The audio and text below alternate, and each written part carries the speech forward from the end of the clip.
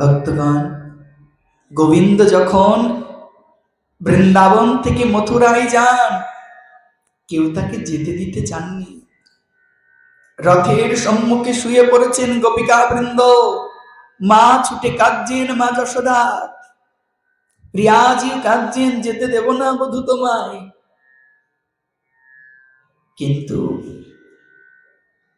আজ বিষ্ণুপ্রিয়া দেবী এই জগৎকে রাধা প্রেম মাধুর্য আস্বাদন করাবেন বলে গৌর সুন্দরকে কিন্তু সেই বিবাহের রাতেই বলে দিলেন, প্রভু এই কোটি কোটি জীবের আঁখি কি করে পূর্ণ হয়, কোটি কোটি জীব কি করে এই ধনে ধনী হয়, আমার অন্তরে সেই লালসা।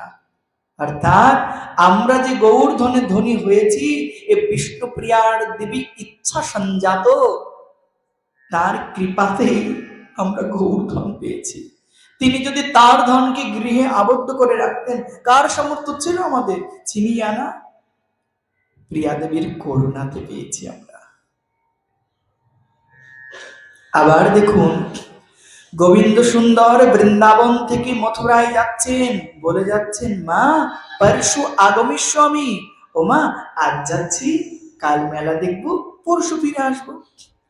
ব্রজজন পরশু আসবে ওই ভরসায় বেঁচেছিলেন। কিন্তু প্রিয়া দেবী যখন দেখলেন যে মায়ের দর্শনের সুযোগ আছে, প্রিয়ার নেই, তখন প্রিয়া জানতেন জীবনে আর কদাপি তার দর্শন হবে না, এ দুই নয়ন দিয়ে আর তার দর্শন হবে না, প্রিয়া জানতেন। তাই তো প্রিয়া কেঁদে কেঁদে সখী কাঞ্চনাকে বলছে, সই কাঞ্চনা, চোখের দেখা হবে না, বধূ দেখা হবে মনে মনে, চোখের দেখা হবে না।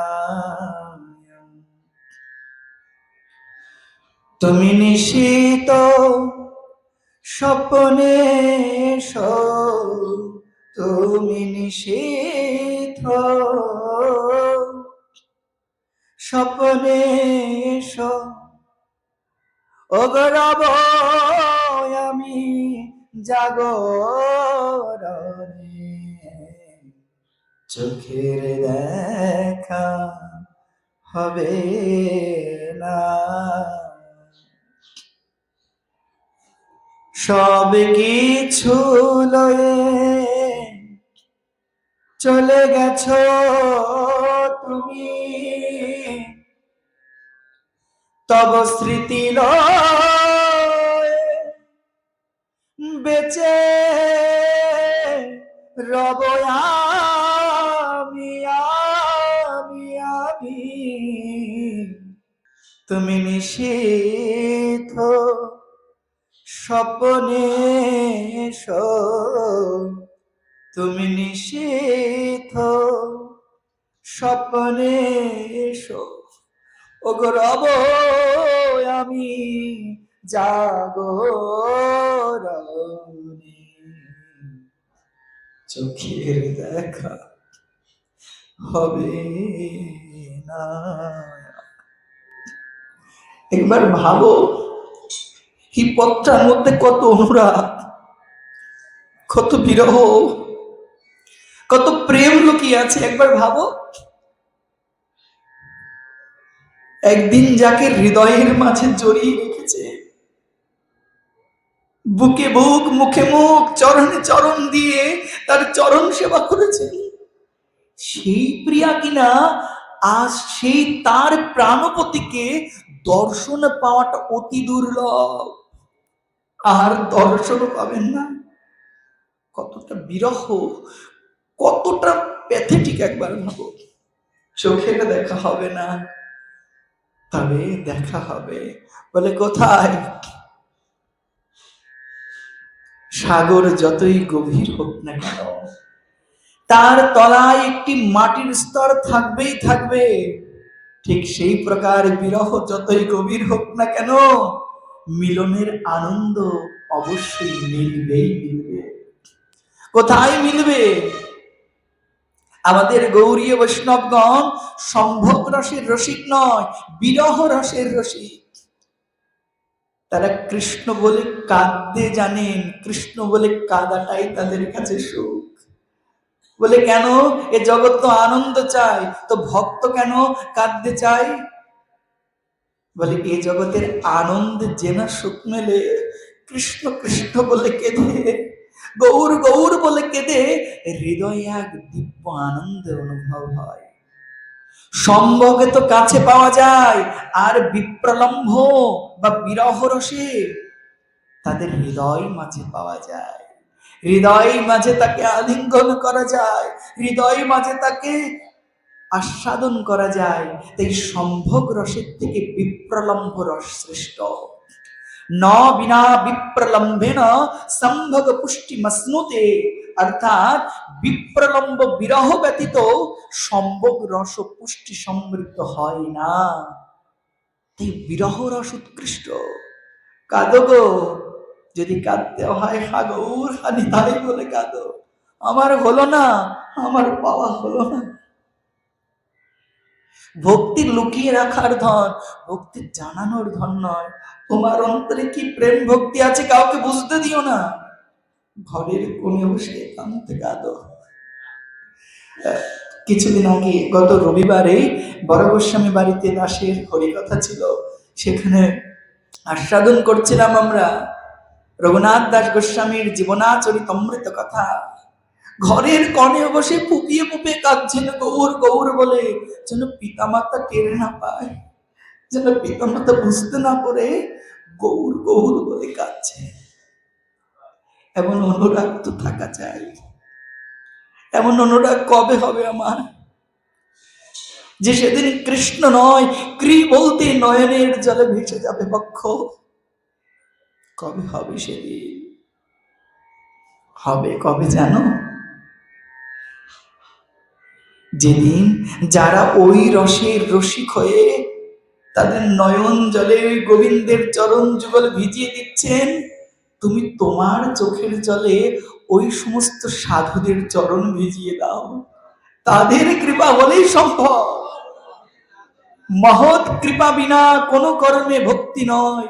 কৃষ্ণ ভক্তি দূরে রহু, সংসার না হয় ক্ষয়। মহতের কৃপা লব্ধ ধন কাঁদো। মহতের কৃপা, গুরু বৈষ্ণবের কৃপা ছাড়া এ ধরনের ধনী হওয়া যায় না। আমি তো বঞ্চিত, বঞ্চিত স্মি, বঞ্চিত স্মি, বঞ্চিত স্মি। আমি তো বঞ্চিত হলাম। হেন অবতারে গৌর প্রেম অবতারে আমি সেই প্রেম ধন থেকে বঞ্চিত। হ্যাঁ, ভরসা আছে এক চিতে। কোন ভরসা? আমি ভজনহীন, কিন্তু আমার গুরু পাদপদ্ম আছে, জগৎগুরু শিল প্রভুপাদ আছে, অনন্ত কোটি বৈষ্ণব বৃন্দ আছেন। যদি বাঁচতে হয় ওই গুরু বৈষ্ণবের চরণ তলে বাঁচবো, আর যদি মরতে হয় তাদের চরণ তলেই মরবো। রাখ হবি মার হবি তো ইচ্ছা তোমারা, আমি তো তোমার, রাখো কিংবা মার তো আমি তোমার প্রভু। এই শরণাগতি চাই, তবে এই ধনে ধনী হওয়া যাবে। আর এই ধনে ধন আস্বাদন করতে এসেছি, করতে হবে। এই সংসারের রস অনেক আস্বাদন করেছ, এবার কৃষ্ণ নাম রসে মাতো, প্রেম রসে মাতো। দেখো কি মাধুর্য। ডুব তো দাও, ডুব না দিলে কি করে বুঝবে প্রেমের এই স্বভাব। বাহ্য বিশ্ব জ্বালা হয়, অন্তরে আনন্দময়, এ তো প্রেমের লক্ষণ গো। ইয়াদ ভাব বন্ধনম ইনা স প্রেমা পরিকীর্তিতঃ। যে ভাব বন্ধন, তুমি চলে যাবে, সে বন্ধন টুটবে না, ছুটবে না। কার কৃপায় পাবো? প্রিয়া দেবীর কৃপায়, বিষ্ণু প্রিয়া দেবীর অনুগ্রহে। প্রিয়া দেবী বলছেন, প্রভু গো আর তোমাকে নয়নে দেখব না, আর দেখা হবে না। কাদের জন্য? কাদের জন্য এত বড় ত্যাগ করলে? আমাদের মতো পাপীর জন্য, আমাদের মতো পতিতের জন্য। যারা অনন্তকাল মাতৃগর্ভে ঠাকুরজিকে প্রতিজ্ঞা করে আমি ভজন করব, আর অনন্তকাল এসে মায়ার ভজন করে, ভোজন রস করে, ভজনের রস পায় না। তাই তাদের উদ্ধারের লাগি প্রিয়া দেবী এত বড় ত্যাগ করলেন। ওরা তো ভুলে গেছে, কিন্তু ওরা তো আমাদেরই সন্তান, তুমি ওদের রক্ষা করো, উদ্ধার করো প্রিয়তম। তাই প্রভু এলেন। বিষ্ণুপ্রিয়া দেবী শ্রবণ করলেন তার প্রিয়তম সমগ্র প্রকার সুখকে ত্যাগ করেছেন, সমগ্র প্রকার সুখকে জলাঞ্জলি দিয়ে তিনি কিনা মাটিতে শয়ন করেন, তিনি কিনা দেহ কি সামান্য প্রসাদ গ্রহণ করে রক্ষা করেন। প্রিয়া দেবী জগদানন্দের মুখে শ্রবণ করলেন। একবার জগদানন্দ এই নবদ্বীপ ধাম থেকে তিনি মহাপ্রভুর জন্য অঙ্গে মাখার জন্য সুগন্ধি তেল নিয়ে যান, মাথায় বহন করে। মহাপ্রভু বলে, জগদানন্দ, সন্ন্যাসীর কর্তব্য নাহি এটা অঙ্গে মাখা, যাও নিয়ে যাও, এটা জগদীশের প্রদীপ জ্বলবে। শোনা মাত্রই মানিনী জগদানন্দ, যিনি সত্যভামার অবতার, সঙ্গে সঙ্গে সেটাকে মাটিতে ফেলে ভেঙে ফেললেন। প্রিয়া দেবী এই কথা শ্রবণ করে কাঁদে, আমার প্রভুর এত বৈরাগ্য। আরো শ্রবণ করলেন, প্রভু মাঘের শীতের মধ্যে মাটিতে শয়ন করেন। ভক্তগণ তুলোর বস্ত্র, তুলোর বস্তু এনে দেন, পেতে দেন, মহাপ্রভু শোন না। মহাপ্রভু রুষ্ট হয়ে বলেন, প্রেম কোপ প্রকাশ করে বললেন, রামানন্দ, স্বরূপ দামোদর, তোমরা কি আমার এই সন্ন্যাস ব্রতকে নষ্ট করতে এসেছো? এসব গ্রহণ করা সন্ন্যাসীর সাজে না, নিয়ে যাও। শুনে প্রিয়াজির হৃদয় কেঁদে ওঠে। কোন প্রকারে মহাপ্রভুর দুটি বহির্বাসকে একত্রিত করে সেখানে কলার পাতাকে চিরে চিরে সেটাকে সরলার বিছানা বানিয়ে মহাপ্রভুকে দেন। শীতের মধ্যে মহাপ্রভু সেখানে শয়ন করেন। প্রিয়া দেবী এই সমস্ত কথা শ্রবণ করে হৃদয় ফেটে যায়। প্রিয়া দেবীও ব্রত নিলেন। ওদিকে মহাপ্রভু গম্ভীরায় ব্রত চলছে, মহাপ্রভু সন্ন্যাস ব্রত। আর এদিকে বিষ্ণুপ্রিয়া দেবী মাতা আমার নবদ্বীপে গৌর ঘরণী আমার গৌরের ঘরে তিনি ব্রত নিলেন, সন্ন্যাসিনী ব্রত। কোন ব্রত? সন্ন্যাসের বসনটাই তার পরিচয় নয়, সন্ন্যাসের আচরণ তার পরিচয়। সন্ন্যাস শব্দের অর্থ সম্মুখরূপে ন্যাস করা। ন্যাস শব্দের দুটি অর্থ, প্রথম অর্থ ত্যাগ, দ্বিতীয় অর্থ গচ্ছিত। সন্ন্যাস শব্দের অর্থ যে বিষয় বাসনা সম্মুখরূপে ত্যাগ করেছেন, জলাঞ্জলি দিয়েছেন, তিনি সন্ন্যাসী। আর ন্যাস শব্দের অপর অর্থ গচ্ছিত রাখা। সন্ন্যাস শব্দের তাৎপর্য যিনি এ জগতের ধনকে ফেলে দিয়ে কৃষ্ণ ধনকে গচ্ছিত রাখেন, তিনি সন্ন্যাসী। মহাপ্রভু সেই আদর্শকে জগতে প্রতিপাদন করছেন। প্রিয়া দেবী এক বস্ত্রে অবস্থান করেন, কাউকে দর্শন দেন না, মায়ের সেবা করেন আর ব্রত করেন। কি ব্রত? সারাদিনে প্রিয়াজি প্রভাত কালে উঠে স্নান আদি সম্পন্ন করে প্রভু সেবা করে, মায়ের সেবা করে 3 মুষ্টি আতপ চাল নেন এক মাটির পাত্রে, আর একবার একটি দানা চাল হাতে তুলে নিয়ে হরে কৃষ্ণ কৃষ্ণ কৃষ্ণ হরে হরে, হরে রাম রাম রাম হরে হরে, এই প্রকার বলেন। সেই নামের দ্বারা সেই তন্ডুল তাকে শুদ্ধ করে আরেকটি পাত্রে রাখেন।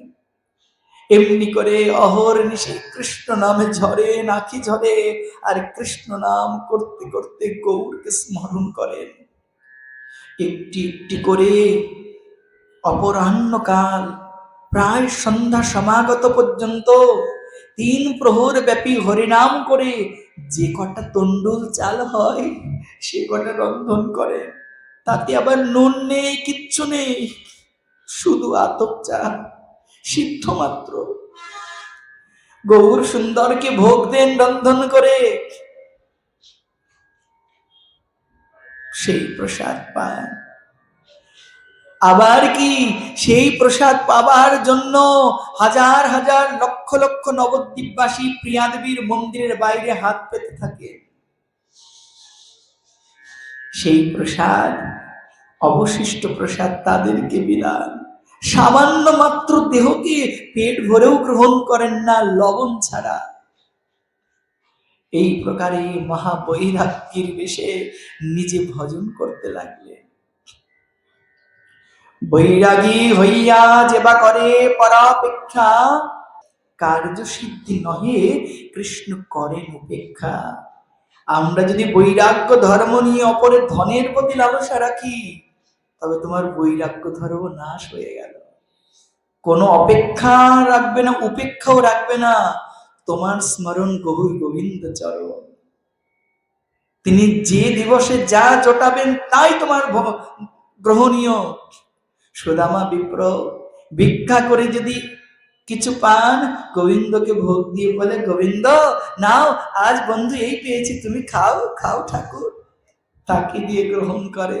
যদি কিচ্ছু পাই না, 1 গণ্ডূষ তুলসী আর জল নিয়ে গোবিন্দকে ভোগ দিয়ে বলে, না আজ এই জুটেছে, খাও না, তুমি খাও না বধূ, ওই দিয়ে নিজে গ্রহণ করেন। এটাকে বলে সাধু, একে বলে বৈরাগ্য। বিগত রাগ ইতি বৈরাগ্য। যার এ সংসারের অনুরাগ চলে গেছে, গৌর গোবিন্দের চরণে অনুরাগ যুক্ত হয়েছে, তিনি বৈরাগী। প্রিয়াদেবীর বৈরাগ্য আমাদের এই শিক্ষা দেন, বৈরাগ্য বাহ্যে প্রকাশ করো না, বৈরাগী সাক্ষাৎ হও বৈরাগী। তবে মহাপ্রভুর গংশ বৈরাগ্য প্রধান, যাহা দেখে প্রীত হন গৌর ভগবান। মহাজনের পদে ধরি সেবিল যে গৌর হরি,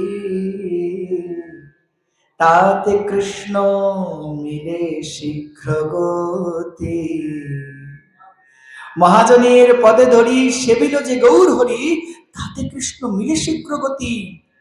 মহাজনের পদকে অনুসরণ করে যদি হরিভজন করতে পারো, মহাজনস্য গতঃ স পন্থা, তবে কৃষ্ণ প্রেম অতি দ্রুত লাভ হবে। প্রিয়াদেবী এই প্রকারে বিরহ সাগরে ভাসেন, আর এই প্রকারে তিনি হরিনাম জপ করেন। এই প্রকারে তিনি জগৎকে শিক্ষা দিচ্ছেন। পদকর্তা মাধব দাস প্রিয়াদেবীর এই বিরহ দেখে তিনি একটি পদ রচনা করেছিলেন, মহাপ্রভুকে জানাচ্ছেন, ও মহাপ্রভু, শ্রী গৌরাঙ্গ ঝাটি করি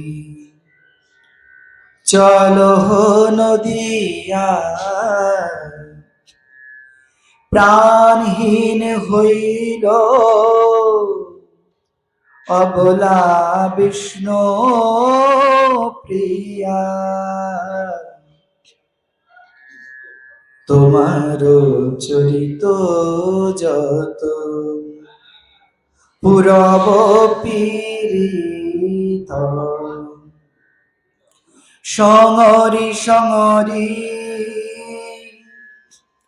আরে সঙরি সঙরি এবে ভেল মোর চিত। সে হেন নদিয়াপুর সে সব সারিজিয়া, ধুলাই পড়িয়া কান্দে তোমানা দেখিয়া। কহো এ মাধব ঘোষ, শুনো গৌর হরি, তিলের বিলম্বে আমি আগে যাব মরি। ও গৌর, এক তিল মাত্র বিলম্ব করো না, আমি মরে যাব, আমার প্রিয়া মরে যাবে। তুমি বিলম্ব দেরি করো না, আমার প্রিয়া গৌরাঙ্গ তোমার এই চরণ দুখানি বুকে নিয়ে বেঁচে আছে। হাগৌর হাগৌর বলে কাঁদছে। ঝাট করি দ্রুত তাকে দর্শন দাও, তাকে প্রাণ বাঁচাও। ভক্তগণ, গৌর সুন্দর যখন প্রিয়া দেবীকে দর্শন দিলেন না, প্রিয়া দেবীর বাঁচার ধন কি ছিল? গৌর নাম। নাম নামে অভেদ, যে নাম সেই কৃষ্ণ ভজন নিষ্ঠা করি, নামের সহিত আছেন আপনি শ্রীহরি। নাম আর নামের কোনো ভেদ নেই, একই। নামীকে প্রাপ্ত হতে গেলে তার নামকে আশ্রয় করতে হবে। তবে আচার্যগণ বলছেন, শাস্ত্রের কোথাও কোথাও পরিলক্ষিত হয় বিষ্ণুপ্রিয়া দেবীকে একবার দর্শন দিয়েছিলেন। কবে? শ্রীমান মহাপ্রভু একবার দর্শন দিয়েছিলেন নবদ্বীপে শুক্লাম্বর ব্রহ্মচারীর ঘরে মহাপ্রভু এসেছিলেন, আর সেখানে প্রিয়া দেবীকে কিছু সময়ের জন্য একবার দর্শন দিয়েছিলেন সন্ন্যাসের পরে। আর তখন শ্রীমান মহাপ্রভু প্রিয়া দেবীকে তার চরণের পাদুকা দান করেছিলেন, যে পাদুকা আজও ধামেশ্বর মহাপ্রভুতে পূজিত হন।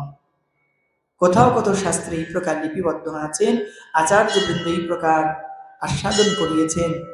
তখন মহাপ্রভু তার চরণ পাদুকা প্রিয়া দেবীকে দিয়েছিলেন। সারা জীবনের বেঁচে থাকার সম্পত্তি ছিলেন মহাপ্রভুর এই পাদুকা যুগল। দ্বিতীয়বার আর কদাপি দর্শন বলেন। আর কি? আচ্ছা, ধামেশ্বর যে মহাপ্রভু কি করে প্রকটিত হলেন? মহাপ্রভুর এই প্রকার স্বপ্নাদেশ ছিলেন।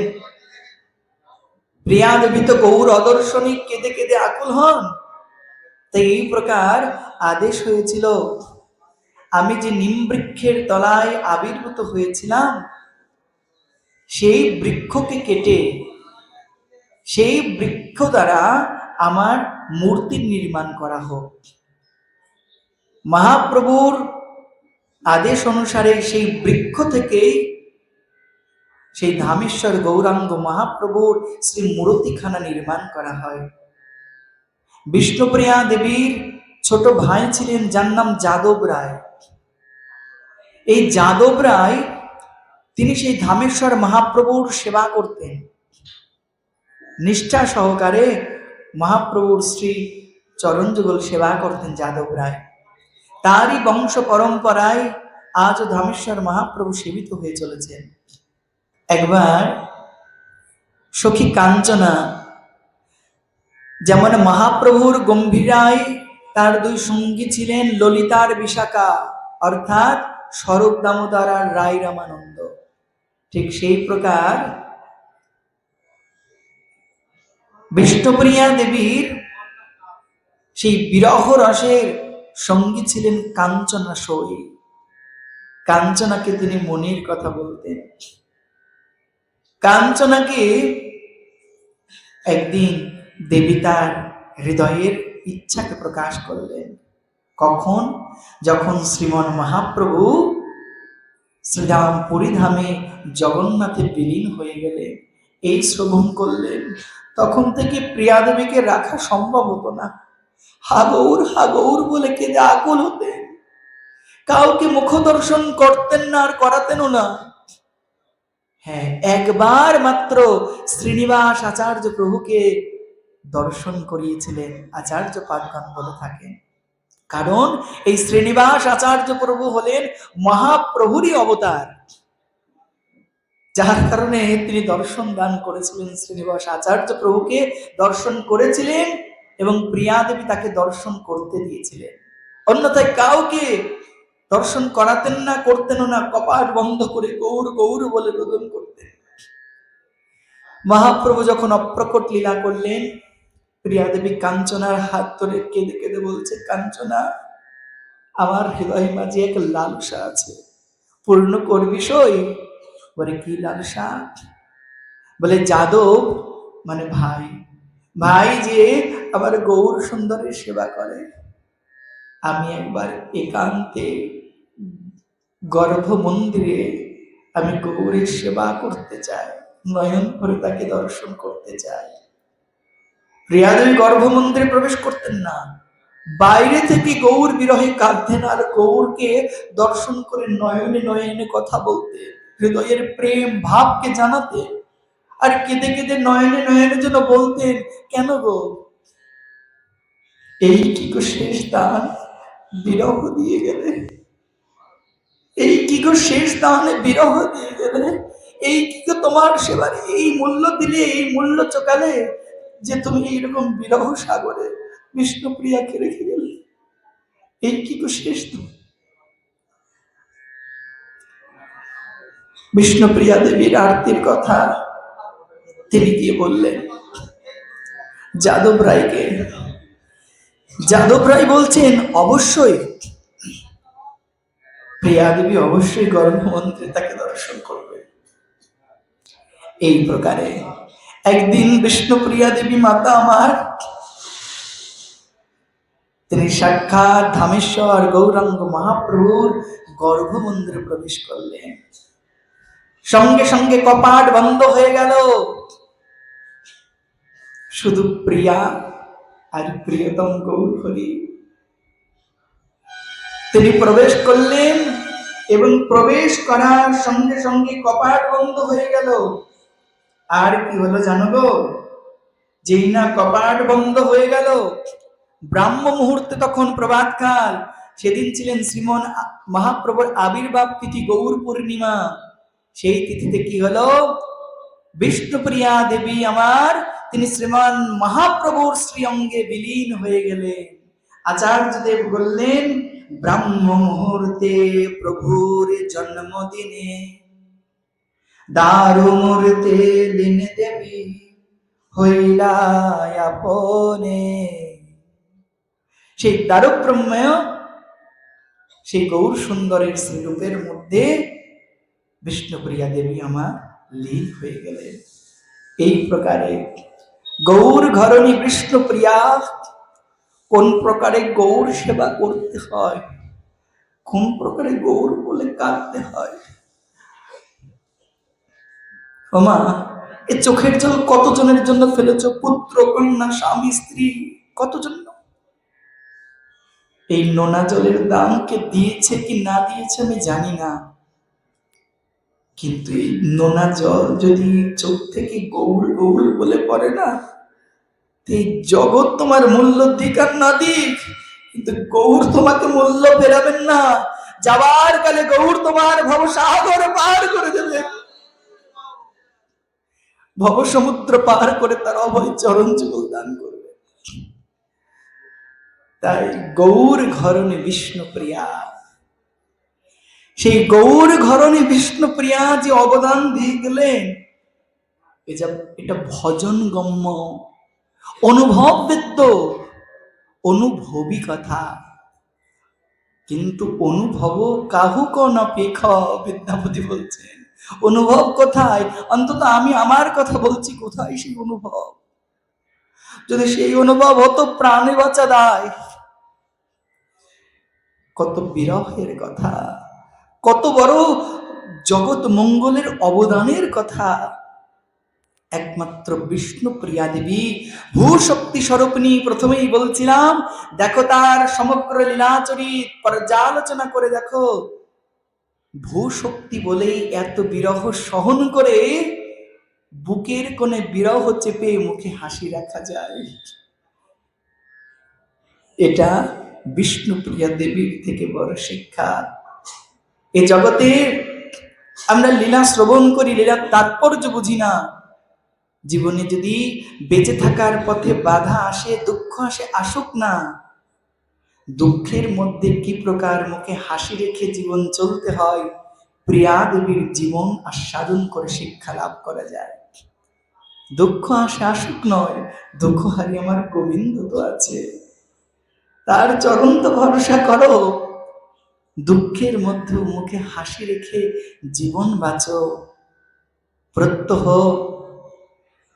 হরিনাম করো। যারা কিছু করো না, অন্তত 108 বার শুরু করো। প্রত্যেক দিন স্নান করে এসে তুলসী গাছে জল দাও, তুলসী পরিক্রমা করো, কণ্ঠে তুলসীর মালা পরো, তুলসীর এক বৃন্দ মাটি কপালে স্পর্শ করো। প্রতি মাসে 2 একাদশী, একাদশী ব্রত পালন করো। আর চতুর্থ, প্রত্যেক দিন ভগবানকে ভোগ দিয়ে তার প্রসাদ গ্রহণ করো। জীবনে 4টি ব্রত করে নাও, হরিনাম, তুলসী সেবা, একাদশী ব্রত পালন আর মহাপ্রসাদ গ্রহণ। কেউ যদি 4টি ব্রত নিষ্ঠা সহকারে প্রতিপালন করতে পারে, ব্রহ্মাদির যে প্রেম দুর্লভ, সেই প্রেম গৌর ভক্তের করুণায় অনায়াসে লাভ হয়ে যাবে। বলে শ্রীমান মহাপ্রভু কি, विष्णु प्रिया देवी माता की, अनंत कोटि वैष्णव वृंद की।